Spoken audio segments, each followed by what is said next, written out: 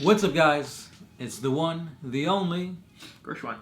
and the Sound Alchemist. And today we're back and we're answering your questions in another episode of For the Greater WAAAGH! This is a video series where we answer the questions left by you, the viewer.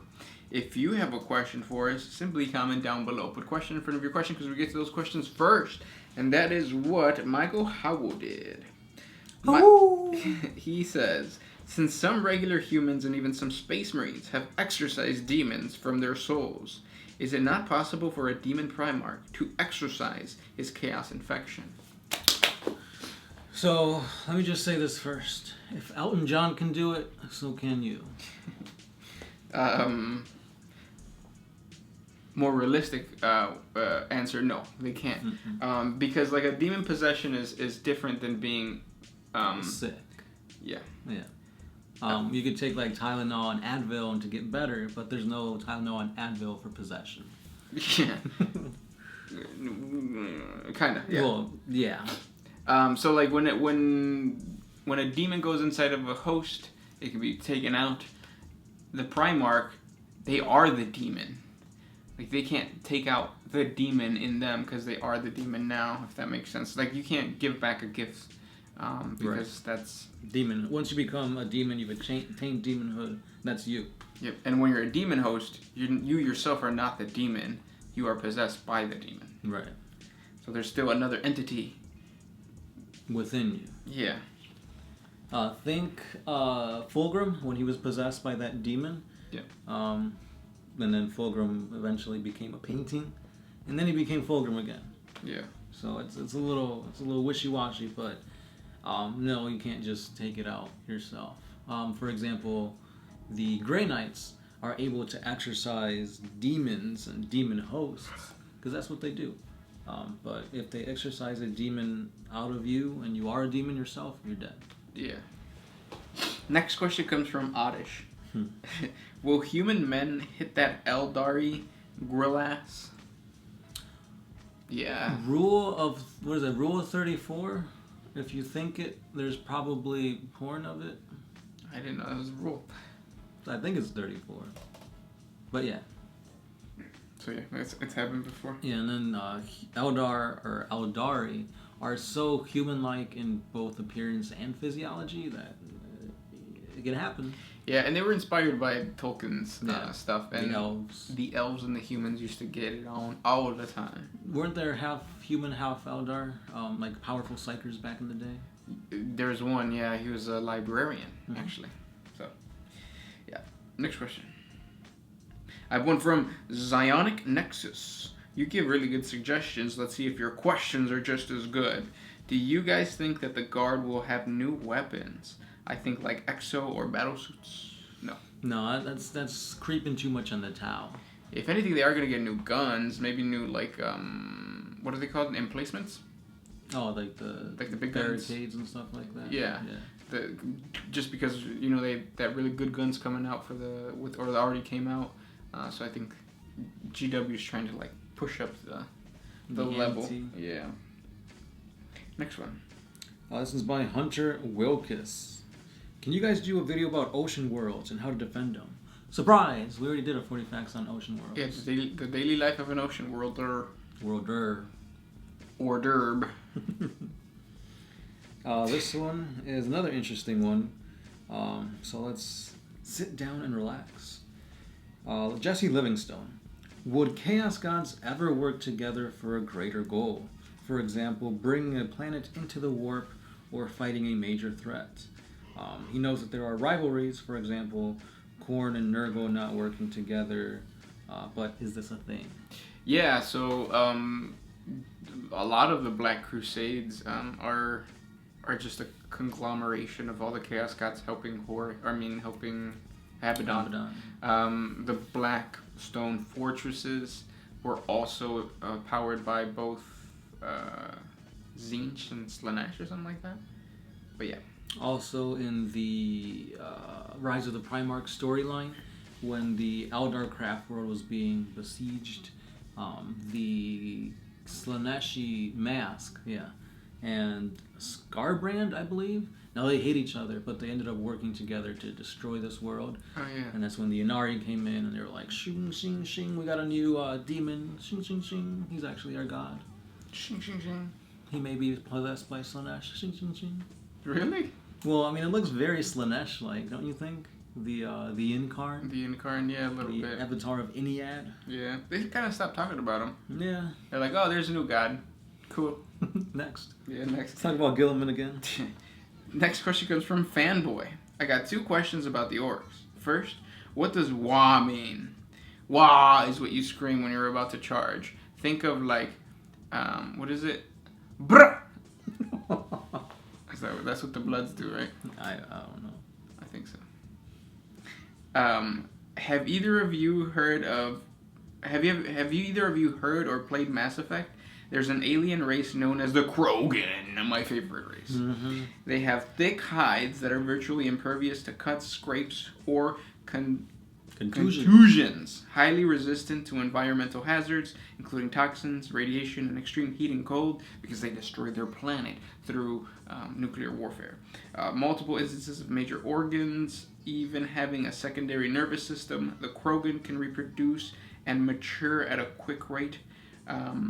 Knowing this, would the Krogan have a fighting chance against the orcs? No, the Krogan still are suffering from that whole like the plague thing, right? Yeah, like they can't reproduce properly. They're like the Eldar, and that was done to them because they were like a menace to society. But no, I think the orcs are, because the Krogan still have to reproduce like, you know, a woman and a male. Orcs just release spores. I think that's more devastating than what Krogan can do. Yeah. I should do a 40facts video on Krogan versus orcs and explain further why I believe this. But good question.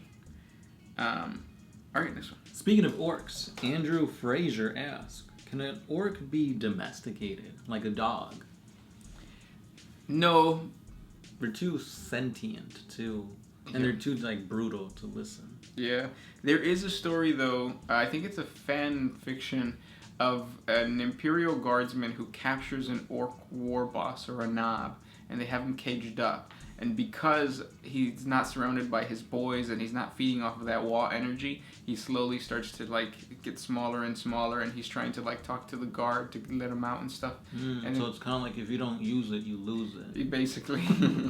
And then at the end, he ends up killing the guard, and then another guard shows up, and then he questions the orc, which in reality he has turned his skin has turned pale, because orc skin gets darker the more aggressive that they are, but because he was in captivity, his skin got so light that it looked pale, and then he looked like an Ogren. So, I mean, are Ogrens just domesticated orcs? Maybe they're not, but maybe. That's weird. That's like a M. Night Shyamalan twist at the end. Yeah, it was really good. Next question. This one's by DFool06. So all the traitor Primarchs got elevated into demon princes, hence receiving a powerful boost to their abilities, becoming more powerful.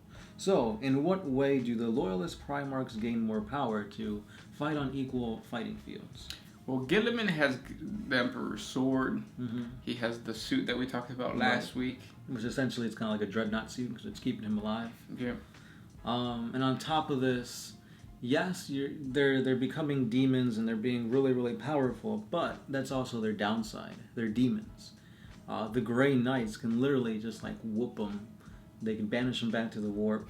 They could carve their name on their chest. Yeah, they could be like, "Oh, you're Mortarion, huh?" Oh, yeah. But yeah, I mean that's one of the downsides to being a demon, especially if you're such a well-known person like a Primarch. It's like they know your name, and if you know a demon's name, that's like their worst. Yeah. That's like the weakness right there. So. Not to mention too that like once you get. You should check out our horrible realities of a Chaos Space Marine, because it shows you that like even though a like Angron is like extremely powerful, the reality is that like he's horribly, what was the word I used?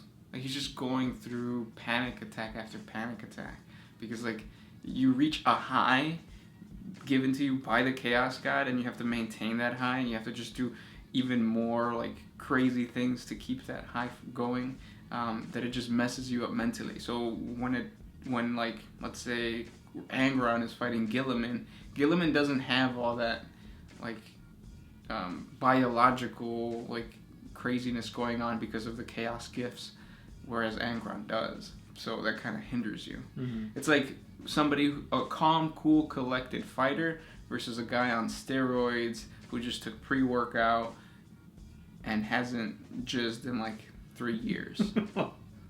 Like he's gonna be insane compared to the calm, cool, collected guy. And the calm, cool, collected guy is probably just gonna get him in an arm bar and the fight is over. And it's Canada. Next question. Okay, but just real quick, like, yeah, this guy's like on a testosterone, rage-driven fury. Yeah. Breaking his arm's not gonna stop him. Right, but I'm saying in the context of a UFC fight. Okay, I gotcha. Not like just out in the street. Because if it was out in the street, then the calm, cool, collected guy would just be like, well, I'm calling the police. Good luck trying to defeat a taser or pepper spray or something like that, you know? Gotcha. Last question. This is by Alucard Tepes, which kind of stems from another question he did in a previous For the Greater Wall, but it's still something that I want to talk about. Why didn't the Emperor just tell the truth about chaos to the Imperium, or at least a select few? Maybe less Primarchs and Space Marines would have fallen to chaos if they knew about it from the beginning. I think he was trying to protect them, and that's why he didn't tell them. Or maybe they'd get too paranoid, or they'd be too focused on chaos to be focusing on the Great Crusade. Yeah, kind of the same thing with, well, like with the whole, like I feel with the whole school shootings and stuff like that, like the more that people talk about it, the more it gets into kids' heads, and the more that becomes a norm, where the Emperor didn't want to tell the Primarchs about chaos, because then it becomes a norm, and then they get like curious. That's my analogy. So you're saying he's trying not to start a panic? He's not trying to plant the seed. Like he knows that it's out there, and that's a possibility that they can do that, or they can go to chaos. But he doesn't want to be the one to plant the seed that creates a self-fulfilling prophecy. Like, don't do this, and this ends up happening because he's the one who pushed it. He pushed towards that, right? I see what you're trying to say. Kind of like an Inception, when the whole goal of them is to make the guy think that this thought is his own, and they put it there, and now subconsciously he's like, oh yeah, that was me. Yeah. And maybe that's the way that the Emperor was trying to defeat Tzeentch, because that's something like Tzeentch would do. Like, tell the Emperor so that the Emperor tells the Primarchs, and the Primarchs then get messed up. All of them. And since they know about chaos, they could be like, oh, I'm about to die. I can't lose here. Exactly. Tzeentch, give me your power. Exactly, yeah. And then it's like He-Man and the sword. I have the power. I don't. That's all we got, guys. Sorry. It was fun, though, while it lasted, right? It was. Our good 12 minutes of talking. Don't you like these situations? Thank you guys for tuning in. Thank you for liking these situations of 12 minutes. I read a book called 11 Minutes. It's interesting. But, okay. What it was about? It was by Paulo Coelho, and it talked about, like, it's kind of like a, how do I put it? It's not like a self-help book, but it's like, it teaches you, it's more of an awe-inspiring journey towards finding your sexuality. Slanesh. Don't let Slanesh hear you. Right. That's all we got, guys. Sound Alchemist, that's Gersh. We have a Patreon page. Support us there. If not, hit that bell notification, subscribe, share, like, comment, and we'll talk to you tomorrow. Yeah. Sound Alchemist. Gersh 1. Peace out.